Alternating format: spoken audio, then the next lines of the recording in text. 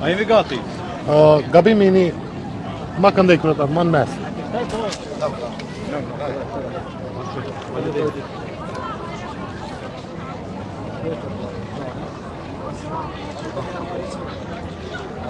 A mundet?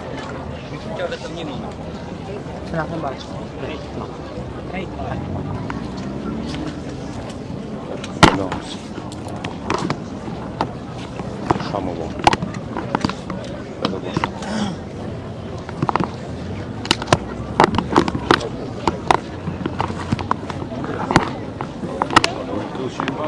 Da? Apagojnë plus për mikrofonat ai. A mundet? Mundet. Kryetar mundet. Da kun si madhë.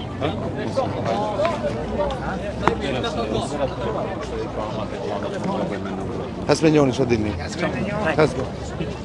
Na shtu të Shkojmë. Po. Të nderuar përfaqësues të medjave, sot këtu nga sheshi i Tetovës jemi për të marrë pjesë në panairin e radhës të shkollave të mesme të komunës së Tetovës, ku prezantojnë shkollat e mesme komunale, janë 5 të tilla, shkolla shtetërore rajonale, shkollat private, pra gjithë shkollat të cilët ofrojnë programet e tyre për nxënësit e rajonit të Pollogut. Këtë vit fatmirësisht kemi rritje të numrit të nxënësve të cilët do duhet të paraqiten për regjistrim në shkollat e mesme dhe sipas të dhënave që i kemi për momentin, bëhet fjalë për një numër prej 2167 nxënës, nga të cilët 1800 me mësim në gjuhën shqipe, 337 me mësim në gjuhën maqedonase dhe 30 nxënës me mësim në gjuhën turke.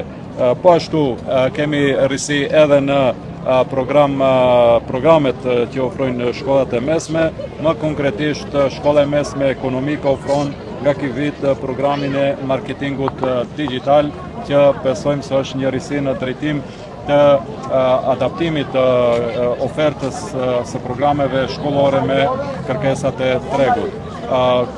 Kjo është një mundësi e mirë për gjithë nxënësit e shkollave fillore për t'u njohur me drejtimet cilat i ofrojnë shkollat e mesme, por njëherësh edhe për të promovuar drejtimet të cilat janë të rëndësishme, por fatkeqësisht duke pasur parasysh përvojën e kaluar, nxënësit nuk janë shumë të interesuar për t'u regjistruar në këto shkolla, më konkretisht shkolla e njohur si shkolla e mesme tekstiles apo shkolla e mesme profesionale, shkolla ekonomike dhe gjimnazi 7 Marsi.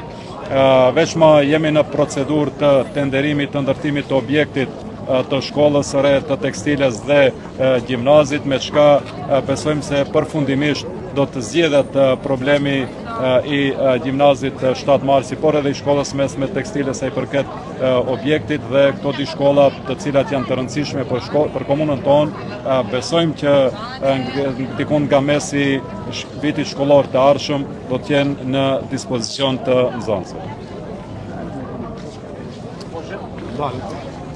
Ndale të di.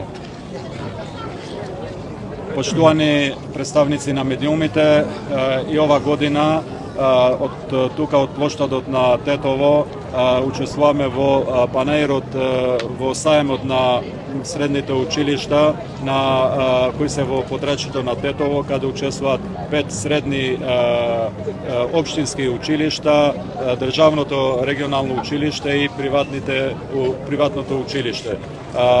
Ова е една добра можност за сите овие училишта да ги промовираат своите наставни програми пред учениците, но истовремено е добра можност за да се направи промоција, реклама на тие смерови кои не се многу познати за учениците, а се добри и барани во пазарот на трудот. Затоа училиштата се обидуваат da gi promovira tije smerovi. Isto taka, znači ova je dobra možnost za da napravime dobro planiranje na raspredjelba na učenicite po srednjite učilišta, za da ne dođeme do situacija kada vo nekoj od učilištata da ima prenatrupenost na učenici, a vo nekoj drugi da ima nedostatok na učenici.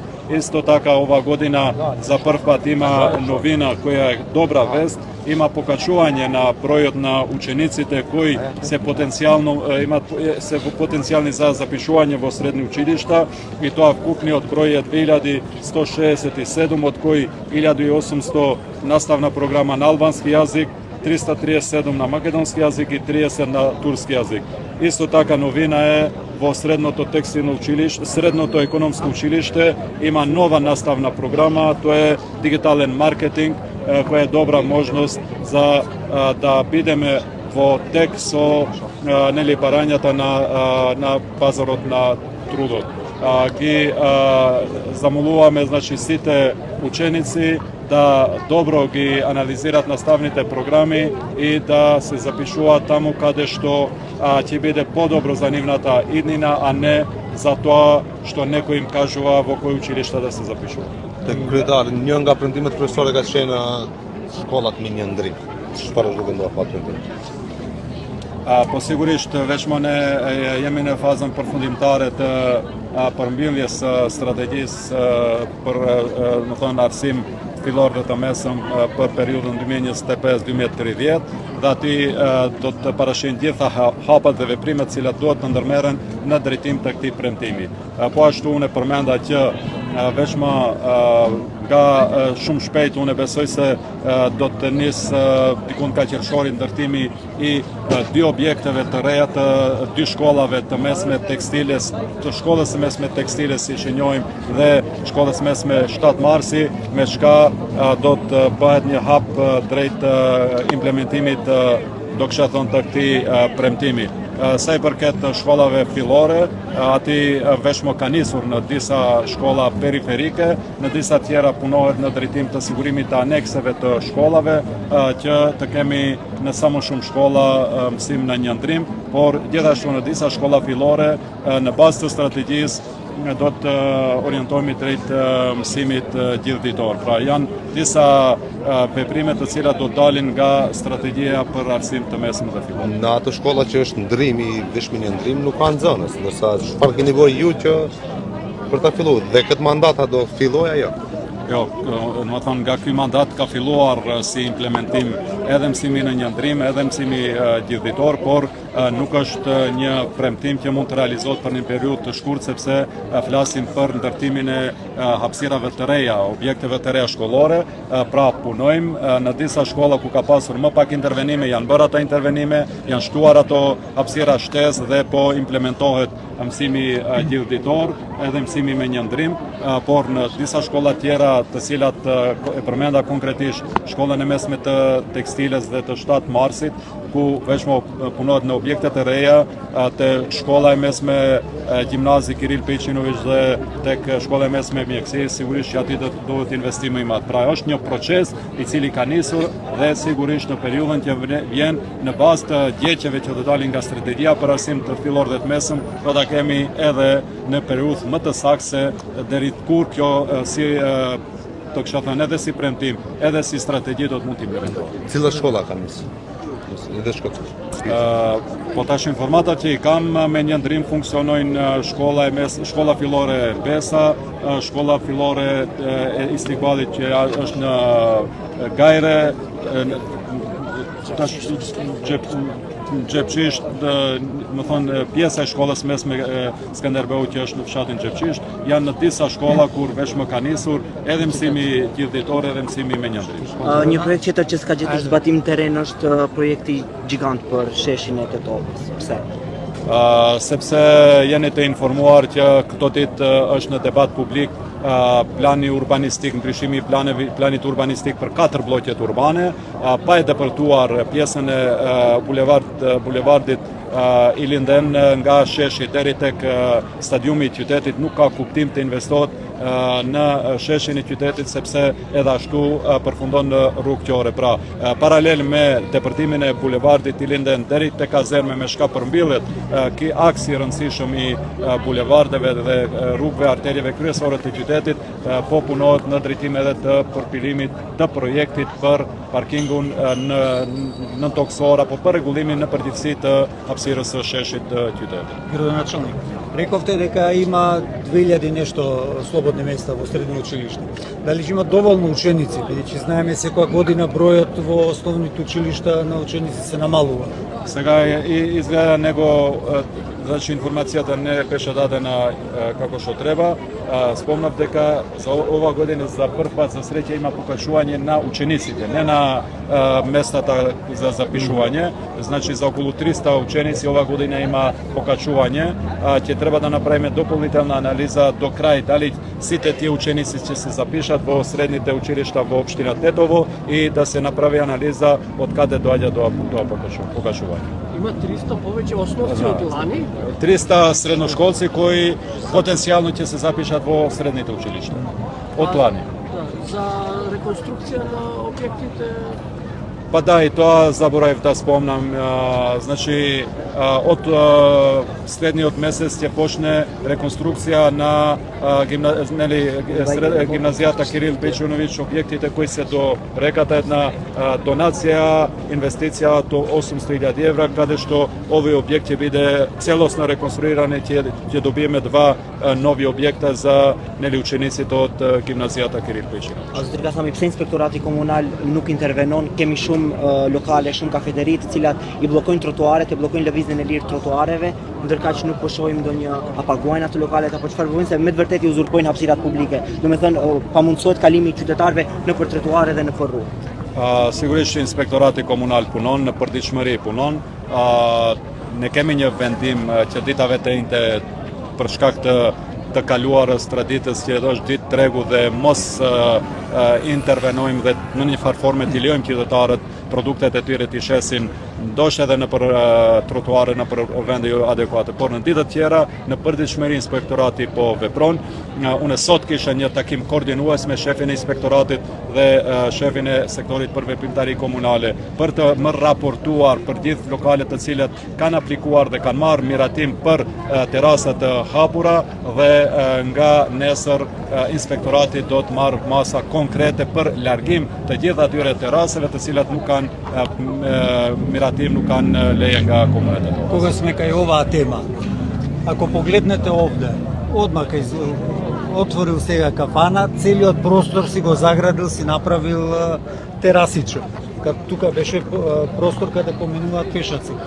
50 метра подоле, кафаната дошол скроз до самата ивица.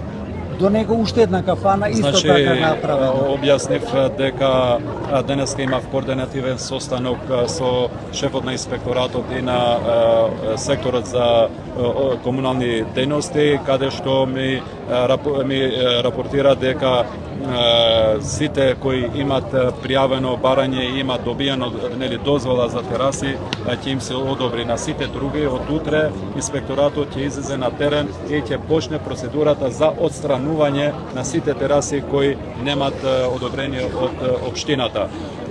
Во првиот случај што го спомнавте, тоа се работи во приватен, значи приватен простор и има добиено дозвола за тераса. Во другите два случаи сигурно дека од утре инспекторатот и таму ќе постапи согласно закон. Kur do shkojmë tek semaforët? Për t'i parë punën. Hajde po.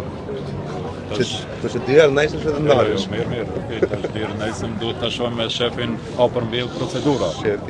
Do e pjesim shefin paraprakisht a mbyll procedura dhe pastaj do dalim dhe shohim dhe kontrollojmë se. Okej. Edhe një pyetje, Arben Taravalli vazhdon të jetë ministër. Dhe shohim deri kur, edhe tani ditë. A keni caktuar me Miskopsin aty në takim ndonjë datë diçka deri ku mund jetë ministër? Ne jemi të akorduar për timingun dhe dinamikën e veprimeve të cilat do të merren në ditët në vijim. por ajo që është me rëndësi, që e kemi thënë bashkëpunim me BD-n dhe qeverin nuk ka, dhe këtë e kemi dakorduar edhe me kryeministrin dhe sigurisht në këtë drejtim ditën dhim do të ketë edhe veprime konkrete. Cili është roli i Arben Fetajit në bisedimet tani me Vlen? Çfarë mund pritet ose çfarë mund ndryshojë në këtë fazë si rezultat i bisedimeve? Ne kemi thënë që Alianca për Shqiptarët është element i rëndësishëm i koalicionit Vlen, bashkë e bëm ndryshimin dhe bashkë vazhdon betejë që edhe në zgjedhjet lokale qytetarëve të ofrojmë kryetarë të komunave të cilët do të jenë menaxher të mirë dhe të cilët do të mundin të shfrytëzojnë këto mundësi që ja ka dhënë kjo qeveri për të investuar në të mirë të qytetarëve. Ne po e shohim në opinion që ministri Arben Fetau është zëri ndryshe nga disa veprime të kryetarit të Aleancës. Ne urojmë që ky zë ndryshe në Aleancë të jetë i fuqishëm dhe sigurisht edhe një herë ne do të dëshironim që edhe më tutje Alianca për Shqiptarët të jetë pjesë e koalicionit të Vlen, pjesë e qeverisë, por në asnjë moment me element të cilët kanë bashkëpunuar dhe vazhdojnë të bashkëpunojnë me Ali Ahmetin dhe BD-n. Brombëç Taravari ka promovu Valmon Limonin si kandidat mundshëm për komunën e Vështigare. Ndërkaq ka thënë se nuk të rriqet edhe nga lista e këshilltarëve. Po është mund kjo veç rrugën mirë për një bashkëpunim. Unë e thash pra element të cilët bashkëpunojnë me BD-n nuk kanë vend as në qeveri dhe as në koalicionin Vlen. Por Alianca për Shqiptarët për ne është element i rëndësishëm, është pjesë e rëndësishme e ndryshimit dhe ne urojmë që Alianca për Shqiptarët edhe më tutje të jetë pjesë e koalicionit Vlen dhe sigurisht edhe pjesë e qeverisë. Si do vepronin disa komuna ku bashkëpunimi edhe me BD-n është domosdoshëm. Shembull, i ke Bardhenicën, Shrugan, te Kërçovan. Fatkeqësisht në këtë periudhë kemi qenë më shumë të përkushtuar në definimin e relacioneve brenda koalicionit Vlen. Tani ajo temë është e përmbillur. Në ditët në vijim do të kemi takim të kryesisë së Vlenit dhe do të bisedojmë edhe për procedurat dhe hapat e më të tjeshëm në drejtim të përcaktimit të do kisha thonë hapave dhe procedurave për përcaktimin e kandidatëve në gjitha komunat dhe sigurisht një temë e rëndësishme do të jenë edhe komunat ku gara do të jetë më e ngushtë dhe ku ne do të kishim dashur që aty të jenë kryetarë të ardhshëm ata të cilët përfaqësojnë shumicën e qytetarëve në ato komuna dhe këtu sigurisht që ne do të marrim veprime të cilat do të jenë në interes dhe në drejtim dhe në funksion të kësaj që e thash më lart. Nëse mundet maqedonisht pjesën për Taravarin edhe Fetauin. Па сега много прашања беа с кои? Што има ново после средбата со Мицковски и учеството на Таравари во владата, дали е уште почнат прашање? Нашиот став од почеток е истиот.